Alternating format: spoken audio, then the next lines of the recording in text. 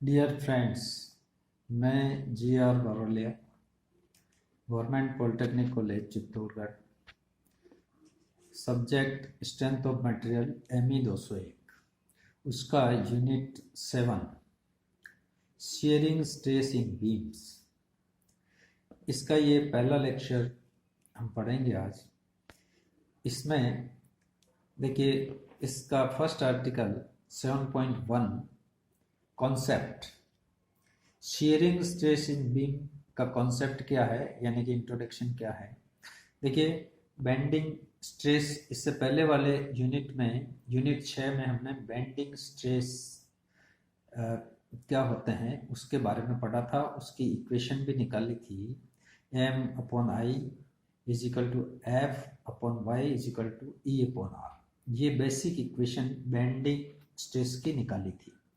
इस चैप्टर में हम बेसिक इक्वेशन निकालेंगे शेयरिंग स्ट्रेस की, क्योंकि बेंडिंग मोमेंट और शेयर फोर्स दोनों एक साथ लगते हैं। हमने ये बेंडिंग मोमेंट और शेयर फोर्स डायग्राम वाले चैप्टर में भी पढ़ा था। यहाँ पे अपन देखेंगे, जब बेंडिंग स्ट्रेस की इक्वेशन निकाली थी तो उसमें हमने शेयर स्ट्रेस को नेग्लेक्ट करके वो इक्वेशन निकाली थी। देखिए, the shear stress is neglected for discussion of theory of simple bending। Simple bending moment की जो पिछले चैप्टर में इक्वेशन निकाली थी हमने, उस समय अपन ने शेयर स्ट्रेस को नेग्लेक्ट करते हुए वो इक्वेशन निकाली थी। अब इस चैप्टर में अपन शेयर स्ट्रेस का क्या इफेक्ट होता है उसके लिए इक्वेशन निकालेंगे। देखिए, शेयर स्ट्रेस के बारे में हम ये कह सकते हैं, बीम के अंदर shear stress, the effect of the shear on the bending stress is not of any practical importance, but the shearing stress must be considered for its own importance। देखिए, बेंडिंग मोमेंट की जो equation निकाली थी उसमें shear stress का कोई विशेष effect नहीं होता है। वो जो इक्वेशन निकाली वो अपने आप में इंडिपेंडेंट इक्वेशन है। इस चैप्टर में, in this chapter, the discussion of the variation of shear stress along the section is done। The expression desired for the same in the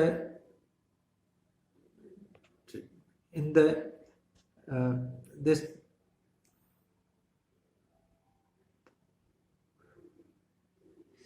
in the elementary treatment, it will be considered only the shear stress in the transverse direction and complementary stresses along the longitudinal direction। देखिए, इसमें जो shear stress produce होते हैं वो bending moment की वजह से जो shear stress प्रोड्यूस होते हैं वो shear stress हम ट्रांसवर्स डायरेक्शन में मानते हैं, और उसका कंप्लीमेंट्री स्ट्रेस जो है लॉन्गिट्यूडनल डायरेक्शन में कंप्लीमेंट्री स्ट्रेस होता है। ये शेयर स्ट्रेस को जैसे हम थ्योरेटिकली दर्शाते हैं, उसमें कंप्लीमेंट्री स्ट्रेस होता है, शेयर स्ट्रेस होता है, उसका डायरेक्शन इसके अंदर दिखाए हुए हैं। देखिए, distribution of the shear stress. Next अपन चलते हैं आपका इसका आर्टिकल 7.2 में। देखिए, हम एक इक्वेशन निकालते हैं जो अपन ने ये ऊपर शेयर स्ट्रेस को डिफाइन किया है कि शेयर स्ट्रेस किस तरह से बीम के अंदर प्रोड्यूस होता है। उसके लिए इक्वेशन क्या होती है, उसका distribution along the cross section of the beam के क्रॉस सेक्शन पर शेयर स्ट्रेस किस तरह से वेरी करते हैं, किस तरह से चेंज होते हैं, उसके लिए इक्वेशन होती है Q = F/IB × AY/R। ये शेयर स्ट्रेस की इक्वेशन है। इस इक्वेशन के अंदर पहले हमें समझ लेना चाहिए कि नोटेशंस क्या क्या है। Q is the shear stress eight y distance from neutral axis. किसी भी y डिस्टेंस पर, न्यूट्रल एक्सिस से y डिस्टेंस पर ये शेयर स्ट्रेस है। इसकी क्या वैल्यू होगी?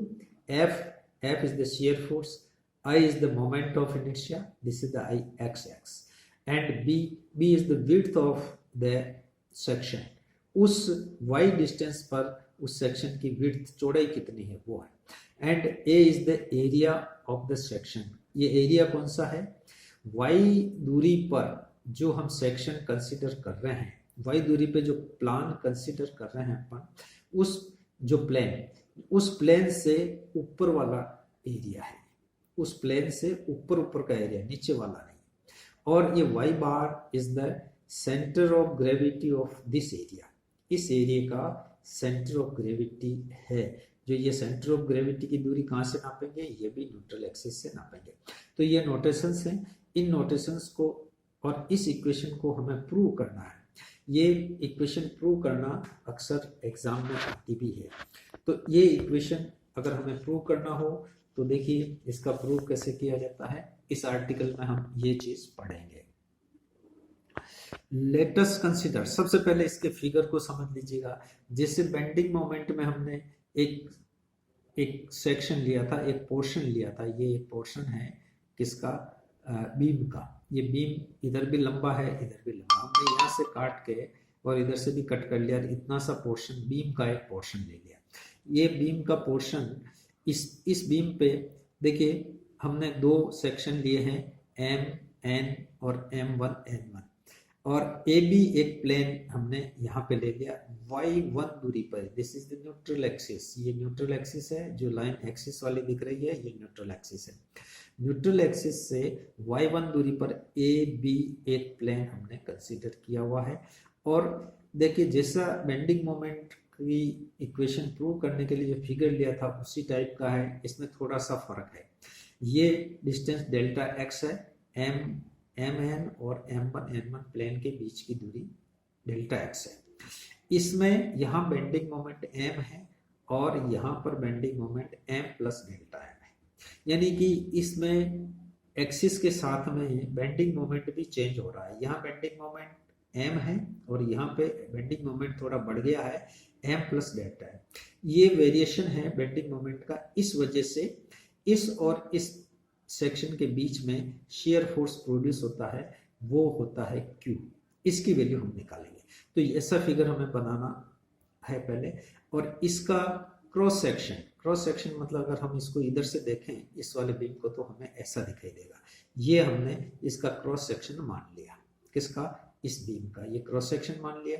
और this is the stress distribution, ये इसमें बेंडिंग स्ट्रेस कैसे चेंज होते हैं यहाँ से यहाँ तक, ये हमने बेंडिंग वाले चैप्टर में भी पढ़ा था।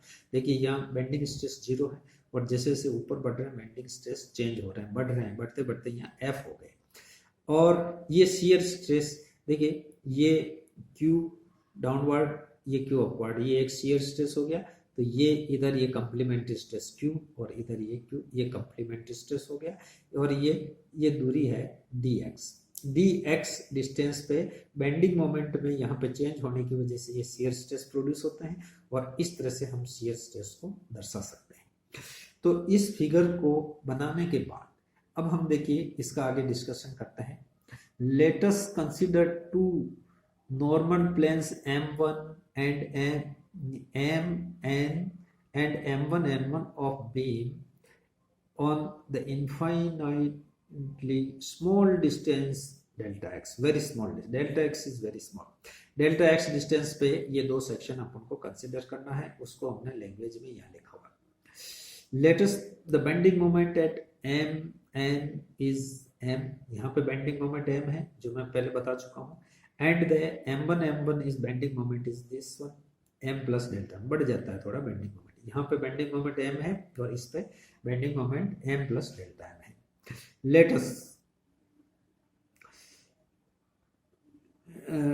Let us investigate the horizontal shear stress at a plane AB at a distance y from the neutral x। एक प्लेन हम ये कंसीडर करते हैं। देखिए इसमें जो चीज लिखी हुई है उसका मतलब है कि हम एक प्लेन कंसीडर करते हैं AB एट y1 डिस्टेंस, जिसके ऊपर हमें शियर स्ट्रेस की इक्वेशन निकालनी है। इसके बाद में देखिए आगे बढ़िएगा, नेक्स्ट इस फिगर को बार बार अपन वापस कंसीडर करेंगे।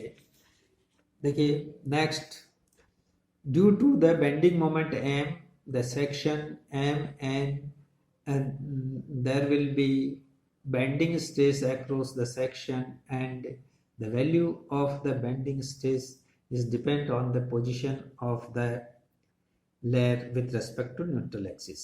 देखिए इसका मतलब यह है कि बेंडिंग, जब बेंडिंग मोमेंट किसी बीम में होता है तो उसमें बेंडिंग स्ट्रेस की वैल्यू जो है y पे डिपेंड करती है। जितना सेक्शन, ये हमने जो फिगर में इसमें भी देखा था, ये जितना आप y से न्यूट्रल एक्सिस से जितने ऊपर होंगे उतने ही इसकी वैल्यू जो है बढ़ती जाएगी, और इस वैल्यू को दर्शाया जाता है द बेंडिंग स्ट्रेस। ये इक्वेशन जो है हम पिछले चैप्टर में प्रूव कर चुके हैं। देखिए F upon Y is equal to M upon I, या M upon Y is equal to F upon Y. इस इक्वेशन को हमने इस फॉर्म में लिख दिया, एफ बराबर M upon I into Y, same thing. तो ये इक्वेशन देती है value of bending stress at Y distance from neutral axis. इसका हम उपयोग करेंगे यहाँ पे, जो पिछले चैप्टर में प्रूव की थी। Hence the considering thrust at MN section on the strip area delta A at a height y is equal to f delta A बराबर m upon I y into delta A. देखिए ये equation कैसे है, ये equation है thrust मतलब force कि हम फिगर में देखेंगे दोबारा से इसको। हमने हमारे ये क्रॉस सेक्शन लिया है y1 डिस्टेंस पर, ये y1 डिस्टेंस पर हमने जो AB सेक्शन लिया है इसको देख रहे हैं हम यहाँ पे। y1 डिस्टेंस पर हम इस पे y1 डिस्टेंस पे इसकी जो चौड़ाई है आपके बीम की वो Z1 है। y1 डिस्टेंस पर चौड़ाई Z1 है। यहाँ पे हमें Q की वैल्यू निकालनी है, तो हम क्या करेंगे, इस सेक्शन से ऊपर का सारा एरिया लेंगे, इस सेक्शन से ऊपर का सारा एरिया, और इस एरिया में हम एक स्ट्रिप कंसीडर करते हैं, इतनी सी, ये एक स्ट्रिप कंसीडर कर लिया हमने, और इस स्ट्रिप का एरिया है डेल्टा ए, और ये वाई डिस्टेंस पर है। तो इस पे लगने वाला फोर्स कितना हो जाएगा, इस स्ट्रिप पे लगने वाला फोर्स होता है एरिया मल्टीप्लाई बाय स्ट्रेस। तो stress is the F, stress की वैल्यू एफ है जो हम इस इक्वेशन से ले सकते हैं। ये एफ तो स्ट्रेस है और एरिया डेल्टा ए हो गया, तो फोर्स कितना हो गया, एफ इंटू डेल्टा ए। ये एक्सियल फोर्स है, यानी कि एक्सिस के डायरेक्शन में इतना फोर्स लगेगा, ये फोर्स है। और इसको हम जो एफ इंटू डेल्टा ए, एफ की वैल्यू यहाँ से रखते हैं तो ये हो जाता है एम अपॉन वाई इंटू आई इंटू वाई इंटू डेल्टा। ये एफ की वैल्यू रख दी हमने। तो ये हमने इस तरह से कहाँ पे, किस सेक्शन पे निकाला, एम एन पर हमने थ्रस्ट निकाल लिया, फोर्स निकाल लिया कि कितना फोर्स इस एरिया पर कितना फोर्स लगेगा, वो फोर्स निकाल लिया। अब हम फोर्स निकालते हैं अगला सेक्शन, कौन सा, similarly the elementary thrust of axial force on the strip area delta a at height y from the neutral axis of section M1N1। अब हम सेक्शन M1N1 पर थ्रस्ट निकालना चाहते हैं, तो इस पे फोर्स कितना होगा, इस पे थोड़ा सा फोर्स इससे ज्यादा होगा क्योंकि वहां पे बेंडिंग मोमेंट की वैल्यू चेंज हो जाती है। तो इस पर M1N1 पर थ्रस्ट हो जाएगा, M की जगह हम लिख देंगे M प्लस डेल्टा, क्योंकि M1N1 पर bending moment M plus delta M है और यहाँ पे M है, इसलिए हमने यहाँ तो बेंडिंग मोमेंट M लिया है और यहाँ पे लेंगे M प्लस डेल्टा M। तो इस इक्वेशन में थ्रस्ट के लिए M की जगह M plus delta M upon I into Y into delta A हो जाएगा। देखिए दोनों इक्वेशन सिमिलर है, ये और ये M N सेक्शन पर फोर्स है और ये M1N1 पर फोर्स है। यहाँ पे बेंडिंग मोमेंट चेंज हो रहा है, इससे बाकी सारी चीजें सेम है।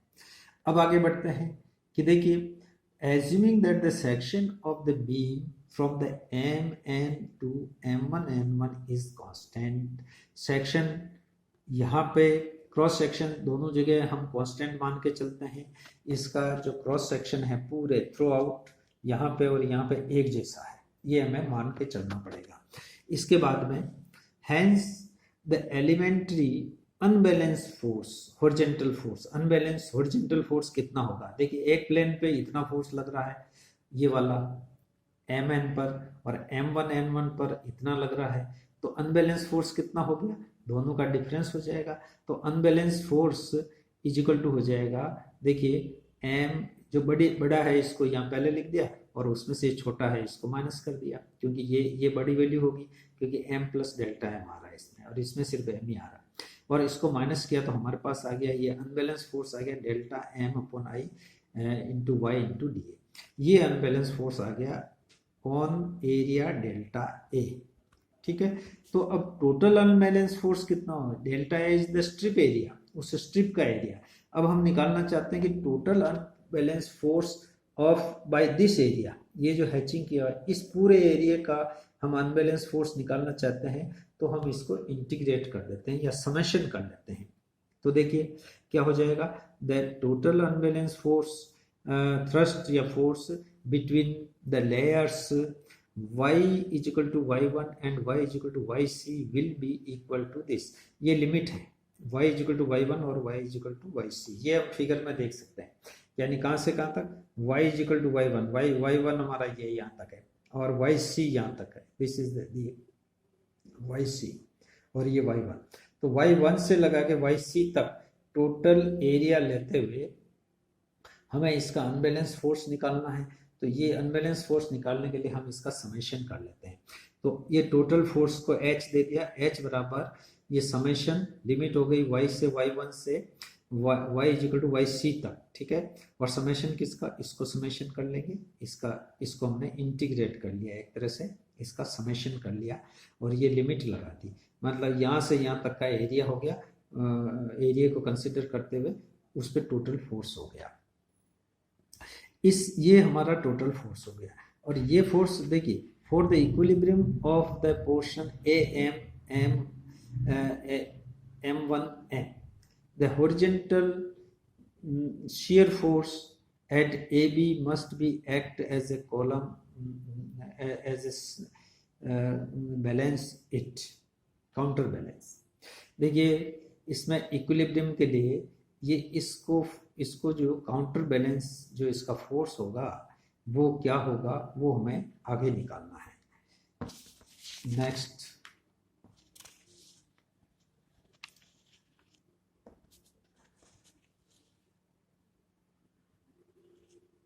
let us the shear stress intensity at AB be the Q1। हमने shear stress की जो shear stress AB पर जो shear stress होगा यहाँ पे वही चीज़ निकालनी है, उसको हमने Q1 मान लिया। तो ये Q1 जो है क्या होगा, देखिए horizontal force at AB is equal to Q1 delta x into Z, where Z1 is the width of the beam at height y। ये हम पहले बता सकते हैं, हाइट y पर Z1 इसकी सेक्शन की विड्थ है। तो अब ये जो हॉरिजॉन्टल फोर्स जो है वो किसके बराबर होगा, इक्वल टू Q1। ये हमने स्ट्रेस मान लिया, वो जो अनबैलेंस फोर्स है उससे शियर स्ट्रेस प्रोड्यूस हो रहे हैं, तो शियर स्ट्रेस को हमने Q1 मान लिया। तो अब ये शियर स्ट्रेस से फोर्स, ये रजिस्टिंग फोर्स है, this is the resisting force. तो ये फोर्स जो है ये किसके बराबर होगा, Q1 delta x into Z, this is the area. ये एरिया है, ये कौन सा एरिया है, टोटल एरिया। देखिए ये इसके ये एक डायमेंशन तो ये हो गई और एक डायमेंशन होगी Z1। तो Z1 multiply by delta x, ये एरिया हो गया, और Q1 से मल्टीप्लाई कर दिया तो ये शियर फोर्स हो गया कि भाई कितना शियर रजिस्टिंग फोर्स कितना होगा। तो equating the shear force to the unbalance force, वो जो ऊपर अनबैलेंस फोर्स निकाला था अपन ने पिछले चैप्टर पिछले पेज पर, उसको इसके इक्वल करेंगे। ये शियर फोर्स है, रजिस्टिंग फोर्स है, उस अनबैलेंस फोर्स को ये फोर्स उसको जो है रजिस्ट करेगा, तो ये दोनों इक्वल होंगे। तो देखिए यहाँ इक्वेशन हमारी बन गई Q1 डेल्टा x Z1 बराबर, ये पिछले पेज पे जो अपन ने अनबैलेंस फोर्स निकाला था इनको बराबर कर दिया हमने, इससे हमने निकाल लिया।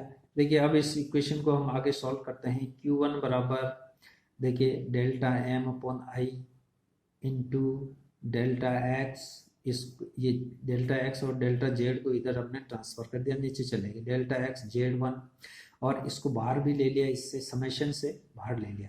इसमें यहाँ sigma y equal to y1, y equal to yc ये लिमिट हो गई, and y1 delta A, y1 delta A को हमने इसके अंदर ही रहने दिया। अब देखिए आगे हम देखते हैं कि delta M upon delta x, delta M upon delta x इसको साथ साथ ले लिया हमने, क्योंकि ये एक विशेष टर्म बन जाएगी। Upon into 1 upon I into Z1 इसको अलग रख लिया, और ये जो टर्म है ये वाले टर्म इसको हमने अलग ही रख दिया, समेशन y डेल्टा ए। अब देखिए इसमें इसको हमने कुछ भी नहीं किया, अलग अलग थोड़ा सा साथ साथ टर्म्स ली है, delta M upon delta x, delta M upon delta X is the shear force, ये होता है ये इक्वेशन, मतलब बेंडिंग मोमेंट को डिफरेंशिएट करें विद रिस्पेक्ट टू एक्स तो शियर फोर्स आता है, तो delta M upon delta X equal to होता है एफ, ये हमने bending moment shear force diagram में पढ़ा हुआ है, ये होता है, इसकी जगह हम एफ रख देंगे, ये हमने एफ रख दिया। 1 अपॉन आई Z1, ये आई Z1 ऐसे कैसे आ गया, and what about this term, इस टर्म के बारे में देखिए, ये टर्म जो है sigma Y delta A is the moment of area, ये मोमेंट ऑफ एरिया है अबोव सेक्शन ए बी के ऊपर जो एरिया है उसका moment of area about neutral axis, neutral axis के अबाउट ये मोमेंट ऑफ एरिया है, और इस पूरी टर्म को, इस पूरी को हम लिख सकते हैं ए वाई बार, ए वाई बार। तो ये हमारे पास एक इक्वेशन आ गई, Q1 is equal to F upon I Z1 A Y bar. अब हम यहाँ पे वन सुफिक्स को अगर हटा देते हैं, इस इक्वेशन को जनरल इक्वेशन में कन्वर्ट करने के लिए वन को हटा देते हैं, यहाँ भी वन हट गया, यहाँ भी वन हट गया, तो हमारे पास इक्वेशन आ गई Q is equal to F upon I Z A Y bar. ये हमारे पास इक्वेशन आ गई जो कि हमें प्रूव करनी थी, ये इक्वेशन हमने फर्स्ट में समझी थी कि ये इक्वेशन हमने प्रूव करनी है, तो हैंस प्रूव्ड, ये हमारा यहाँ तक हम प्रूव कर चुके हैं। इसमें हमें और दोबारा से मैं और बता देता हूँ कि देखिए Y bar is the, Y bar क्या है, Y bar is the centre of gravity of area above where Q, area of layer where Q is to be find out. ये वाई बार उस एरिया का centre of gravity है, या centre of gravity का distance है, neutral axis से centre of gravity का distance है इस एरिया का। और ये एरिया कौन सा है, ये एरिया है जिस सेक्शन पे या जिस प्लेन पे हमारे को क्यू निकालना है उससे ऊपर का एरिया है। Q is the shear stress at the layer at y distance from the neutral axis, और ये शियर स्ट्रेस है y डिस्टेंस पे। तो ये एक हमारी जनरल इक्वेशन होगी जो Q शियर स्ट्रेस को देती है y डिस्टेंस पर, न्यूट्रल एक्सिस से y डिस्टेंस पे शियर स्ट्रेस की ये इक्वेशन है। तो ये इक्वेशन हम प्रूव करके, और इस इक्वेशन को फिर आगे हम अलग अलग जो है अलग अलग तरह के सेक्शन के लिए उपयोग करके वहाँ का स्ट्रेस डिस्ट्रीब्यूशन निकालेंगे। Thank you.